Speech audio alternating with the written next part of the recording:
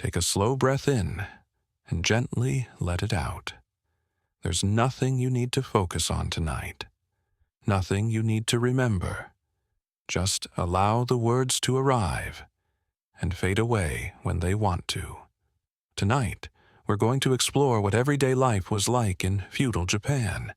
Not the battles, not the famous names, just the quiet rhythms of ordinary life. Life in feudal Japan unfolded slowly, shaped by land, seasons, and repetition, stretching across many centuries from the late 1200s until the middle of the 1800s, during a time when the world felt smaller in distance, but not in meaning, as most people were born, lived, and died within the same region, surrounded by familiar fields, forests, rivers, and distant mountains. Daily life moved at the pace of daylight and weather, rather than schedules or clocks, with mornings beginning as light filtered gently through thin paper walls, softening shadows instead of breaking them, allowing people to wake without urgency, sitting quietly, stretching, and listening to the world before speaking. Time was measured by sound and temperature, by the warmth of the sun or the arrival of evening insects, and without artificial light, darkness was respected rather than avoided, encouraging earlier and deeper rest. Society followed a clear structure, with the samurai at the top, sworn to serve local lords known as daimyo, who themselves served the military ruler of the country, the shogun. Yet, despite their warrior title, most samurai lived modestly, spending much of their lives managing land, studying philosophy, practicing calligraphy, and writing poetry, as calm discipline and control were valued as highly as physical strength. Most samurai rose early, not from urgency, but from habit, beginning the morning with simple preparation, washing, arranging clothing carefully, and sitting briefly in quiet awareness before the day unfolded. Training was consistent but restrained, focused on repetition rather than intensity, with movements practiced slowly, sometimes without weapons at all, refining balance, posture, and breath rather than force. Sword practice emphasized control over power, precision over speed, and restraint over aggression, reinforcing the idea that mastery meant knowing when not to act. Physical training was balanced with mental cultivation, and many samurai spent long hours reading, copying texts, or practicing calligraphy, believing that clarity of mind was inseparable from discipline of the body. Calligraphy was not treated as decoration, but as training in patience, rhythm, and intention, where each stroke reflected the state of the mind at the moment it was made. Samurai often studied philosophy and ethics, especially texts that emphasized self-control, impermanence, and acceptance, reinforcing an inner stillness meant to guide action without hesitation or excess. Much of their daily work involved administration rather than combat, as samurai managed land, collected taxes, resolved disputes, recorded transactions, and served as intermediaries between lords and villagers, spending hours seated, listening carefully, speaking little, and deciding deliberately. This bureaucratic role required emotional restraint, as decisions affected livelihoods, and authority was expected to be exercised quietly rather than forcefully. Financial life for many samurai was surprisingly constrained, as income often came in fixed stipends paid in rice, which did not always adjust to changing costs, forcing careful budgeting, modest living, and occasional quiet debt. Despite their status, many samurai lived with constant awareness of limitation, repairing clothing, reusing household items, and maintaining appearances of dignity even when resources were thin. Homes were orderly and sparse, with few possessions, each chosen for function rather than display, and spaces kept intentionally uncluttered to reflect clarity and control. Meals were simple, eaten without excess, reinforcing moderation as a daily practice rather than an abstract ideal. Emotional expression was carefully regulated, as outward displays of frustration, fear, or excitement were seen as loss of control, and composure was maintained even during uncertainty or disappointment. Boredom was a common but unspoken part of samurai life, as long periods passed without conflict or distinction, and endurance of monotony became its own form of discipline. Aging brought gradual shifts in responsibility. As physical training softened, administrative roles increased, and teaching replaced direct action, allowing experience to guide others quietly. Older samurai often reflected more than they spoke, observing rather than intervening, understanding that influence did not require presence. The concept of honor was lived daily through consistency, rather than dramatic acts, measured by reliability, restraint, and alignment between inner values and outward behavior. Even the possibility of death, though acknowledged, was not dwelled upon emotionally, accepted as a certainty rather than feared as an interruption. This acceptance allowed samurai to move through life with a steady calm, aware of limits, responsibility, and impermanence, without rushing toward meaning or resisting change. As days passed, life became less about achievement and more about maintenance, sustaining order within oneself and within the world, repeating familiar actions until they required no thought. Beneath them were the farmers, who formed the foundation of society, as rice was not only food but currency and tax, and planting required patience and cooperation. With flooded fields worked slowly by hand, families moving together through shallow water in quiet rhythm.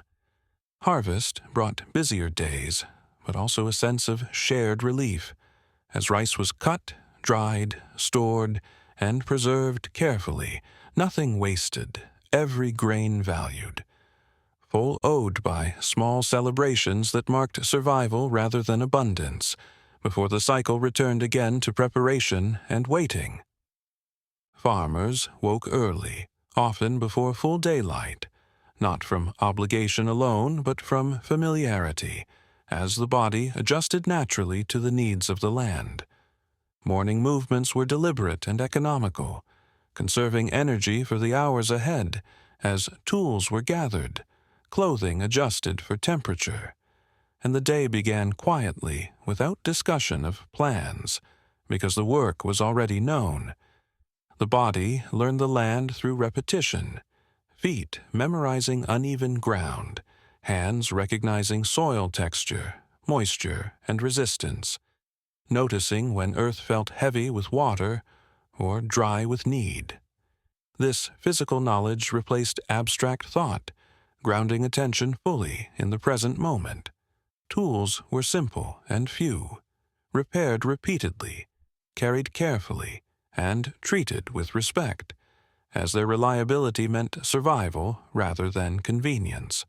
A broken handle or dull blade required patience to fix, and repair was done slowly, often in the evening, with hands accustomed to careful work. Farmers lived with constant awareness of uncertainty, as weather could shift without warning, insects could damage crops silently, and illness could reduce strength during critical moments. This uncertainty was accepted rather than argued against, teaching endurance rather than control. Planning existed, but it was flexible, shaped by observation rather than prediction. Family life was deeply interwoven with labor, not separated from it, as children grew up alongside work, absorbing rhythm and responsibility naturally, learning when to help, when to watch, and when to wait. Relationships were shaped by shared effort rather than conversation. and trust was built through presence rather than reassurance. Meals were moments of quiet recovery rather than rest from thought. Bodies refueled simply to continue, and eating reinforced awareness of effort rather than reward. Fatigue was familiar but not dramatized, treated as a natural signal rather than a problem to solve. Farmers measured success not by growth or accumulation, but by continuity, by reaching the next season intact, by preserving seed for the future, by maintaining enough stability to continue again. Even joy was subdued, appearing briefly during moments of relief, such as after a storm passed without damage, or when fields showed healthy signs at the right time. These moments were noticed internally, not announced, then released.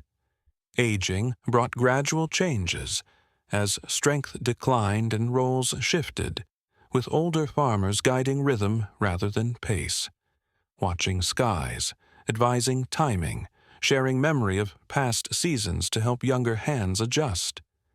Memory itself became a tool, storing patterns of weather, recovery, and survival, offering reassurance through familiarity rather than optimism. Community life among farmers was quiet and functional, support offered through action rather than words, help arriving without request when needed, reinforcing a sense of shared fate. Loss was absorbed collectively, whether through failed crops or illness, and recovery was slow but steady, relying on mutual endurance rather than intervention. Time passed without sharp division, days blending into seasons, seasons into years, creating a perception of life as a long, continuous effort rather than a series of moments. Identity was tied less to self and more to role, reducing internal conflict and allowing acceptance of limitation. As night arrived, bodies rested deeply, sleep earned through effort rather than sought deliberately, thoughts quieted by exhaustion and familiarity, and rest became an extension of work rather than an escape from it. Artisans followed, mastering crafts such as pottery, carpentry, metalwork, weaving, and papermaking, learning skills over many years through repetition and attention to detail, producing objects meant to last, repair, and age gracefully, where beauty existed in usefulness rather than decoration. They often began their mornings calmly, preparing their workspace before beginning any task, sweeping floors, arranging tools, checking materials, and settling into a familiar posture that signaled the transition from rest to focused work. The workshop was usually quiet, filled with natural light, subtle sounds, and the presence of materials rather than conversation, creating an environment where attention narrowed naturally. Work progressed slowly, guided by touch as much as sight, as hands learned to recognize resistance, texture, temperature, and balance, adjusting pressure and movement without deliberate thought. Tools were few but deeply familiar, each one worn to the shape of its user's hand, maintained carefully, repaired often, and treated as an extension of the body rather than an object. Making was never rushed, because speed reduced quality, and quality was inseparable from reputation, even if that reputation remained local and quiet. Artisans worked with the understanding that mistakes were inevitable, and learning to respond calmly to imperfection was part of mastery. A flaw was not a failure, but a moment of information, guiding the next attempt. This created patience not only with materials, but with oneself.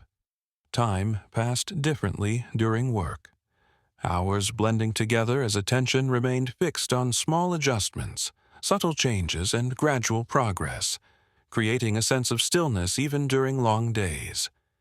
Physical strain was accepted as part of the craft, hands stiffening, backs aching, eyes tiring, but these sensations were treated as signals to adjust pace rather than reasons to stop entirely. Breaks were simple and restorative, taken without distraction, allowing the body to reset before returning to work. Artisans often worked alone or with a small number of apprentices, and teaching occurred through observation rather than explanation, as skills were demonstrated repeatedly until absorbed naturally. Words were minimal, and correction was gentle, allowing learning to unfold at its own speed. Pride in work was quiet and internal, grounded in consistency rather than praise, as many objects would leave the workshop without acknowledgement of their maker, becoming part of daily life rather than personal legacy. This anonymity encouraged humility and focus, as satisfaction came from the act of making rather than recognition. Materials were respected deeply, whether wood, clay, metal, or fiber, each treated according to its nature rather than forced into form, reinforcing an attitude of cooperation rather than dominance. Waste was avoided instinctively, scraps reused, broken pieces repurposed, and nothing discarded without consideration. Economic life was modest and uncertain, as demand fluctuated, and income depended on steady relationships rather than expansion, reinforcing restraint and careful planning. Artisans lived close to their work, blurring boundaries between labor and rest, allowing skills to remain present even outside the workshop, as hands and eyes remained attentive to form and function in the world around them. Aging brought gradual shifts, as speed declined and precision remained, allowing older artisans to focus on refinement, supervision, and teaching rather than output. Experience softened urgency, replacing it with confidence and patience. Over time, identity became closely tied to process rather than outcome, reducing anxiety about completion and encouraging presence within each step. As evening approached, tools were cleaned, materials covered, and the workspace returned to order, signaling closure without finality, as tomorrow's work was already implied. Sleep came not from exhaustion alone, but from mental quiet, as repetitive focus eased the mind throughout the day. Merchants occupied the lowest official position in society, despite handling trade and money, operating small shops and traveling between towns, creating quiet markets filled with handwritten signs, familiar faces, and soft exchanges. And though some grew wealthy over time, they often lived simply, as open display was discouraged. Merchants often began their days early, opening shops or preparing goods with deliberate calm, arranging items carefully, checking inventory, and setting prices that balanced fairness with survival. The work required constant mental calculation, not hurried or dramatic, but steady and precise, as merchants tracked quantities, debts, and agreements mostly by memory, reinforced by handwritten records kept neat and minimal.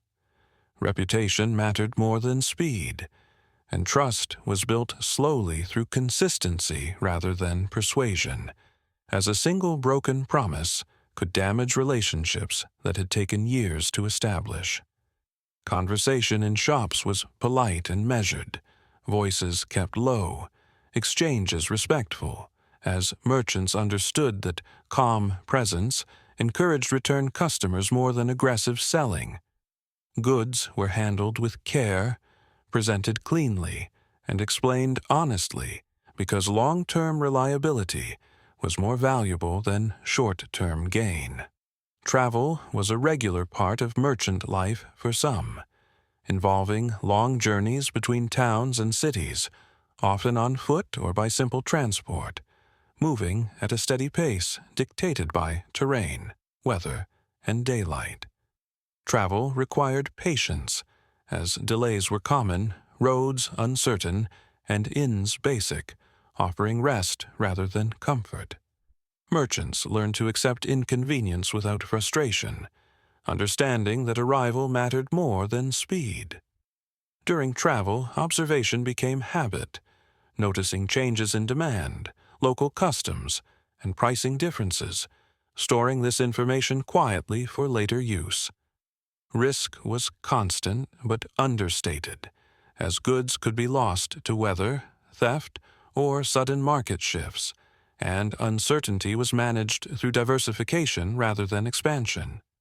Merchants avoided excess, preferring steady flow to dramatic growth, and often lived modestly despite periods of financial success, aware that fortunes could change without warning. Emotional restraint was essential, as excitement could lead to poor judgment, and disappointment needed to be absorbed without visible reaction. Negotiation was subtle, relying on shared understanding rather than confrontation, and agreements were often sealed with trust rather than written enforcement. Family life blended with business. As shops were attached to homes, children observed transactions naturally, learning values of patience, fairness, and careful speech through daily exposure. Teaching occurred through example, not instruction, reinforcing continuity across generations. Time passed for merchants in cycles of buying and selling, departure and return, payment and waiting, creating a rhythm that encouraged long thinking rather than immediate reward. Even ambition was quiet, expressed through stability rather than dominance, as success meant endurance rather than recognition. Aging brought caution rather than withdrawal, as experience sharpened judgment, reduced risk tolerance, and shifted focus toward mentoring and safeguarding relationships. Merchants measured fulfillment through balance, maintaining enough to continue without drawing attention, navigating a world where visibility could invite scrutiny or resentment. As evening arrived, shops closed deliberately, goods covered, records checked once more, and the boundary between work and rest softened naturally. Sleep followed mental quiet rather than exhaustion, as the day's calculations settled into familiarity, allowing the mind to release concern. Homes throughout feudal Japan were built for flexibility, using wood, bamboo, and paper, with sliding walls that allowed rooms to change purpose throughout the day.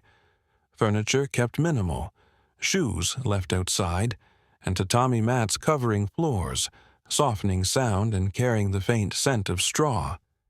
Meals were modest and seasonal, centered on rice, vegetables, soup, and fish near water, eaten slowly and quietly, with gratitude and little waste, as leftovers were reused and broken items repaired.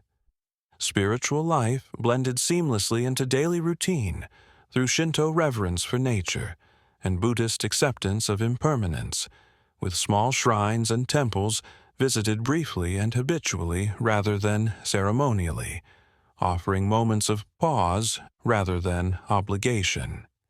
Education depended on class, with samurai children learning reading, writing, and ethics, while farmers taught through work and observation, as children learned by watching hands rather than listening to explanations, growing into roles that felt expected rather than chosen, creating a sense of belonging through structure.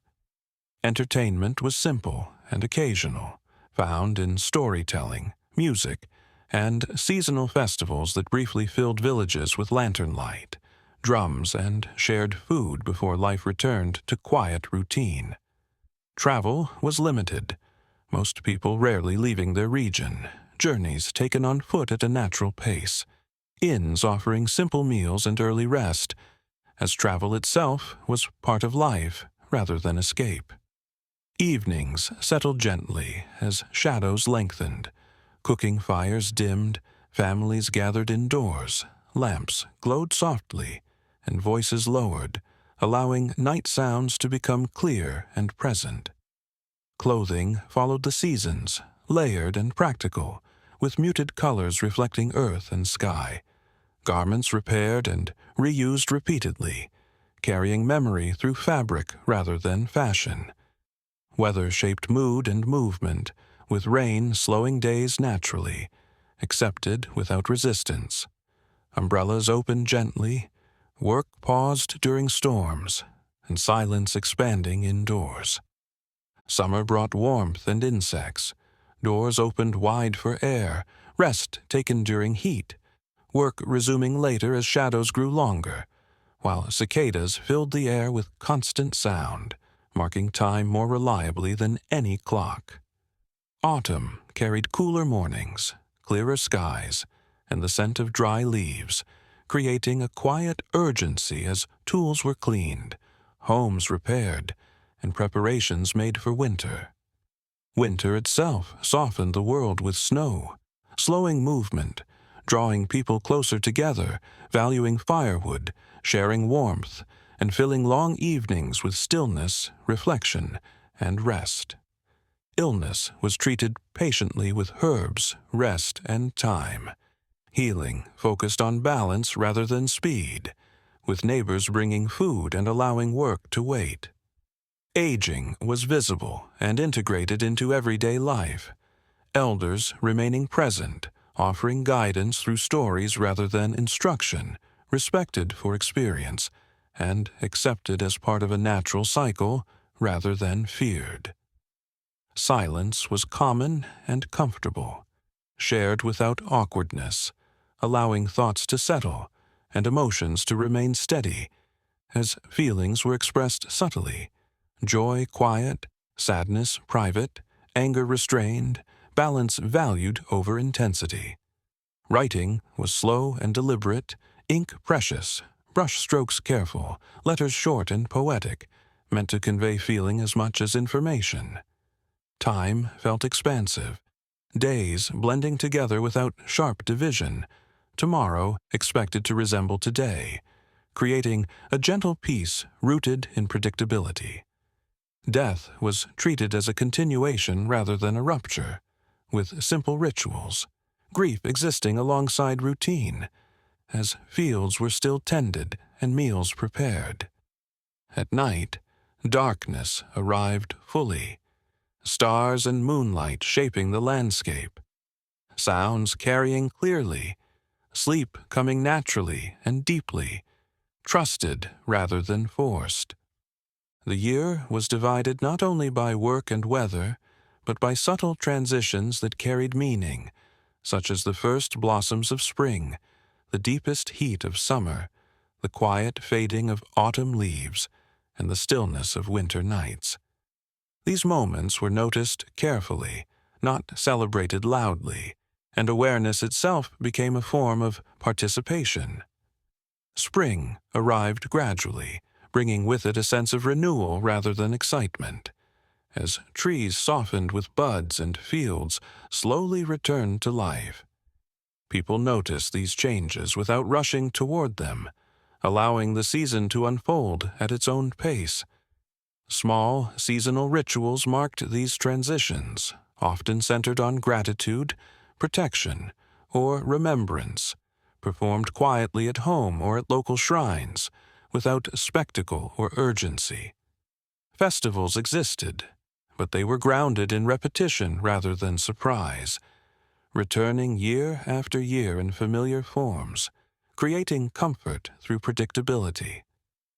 Lanterns were prepared, simple foods were shared, drums echoed briefly through villages, and then silence returned, leaving behind only memory and routine. Nature was never viewed as separate from daily life, but as an active presence that influenced mood, decision, and timing.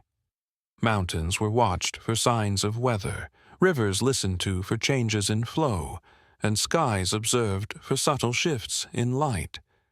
This attentiveness created patience, as people learned to wait rather than force outcomes. Disasters occurred, such as floods, fires, earthquakes, and poor harvests, and when they did, they were met with endurance rather than panic. Loss was absorbed into life slowly, supported by community, shared labor, and acceptance that not everything could be controlled. Rebuilding happened gradually, without urgency, using available materials and familiar methods, restoring what was necessary and letting go of what was not. Scarcity taught restraint, and restraint became habit.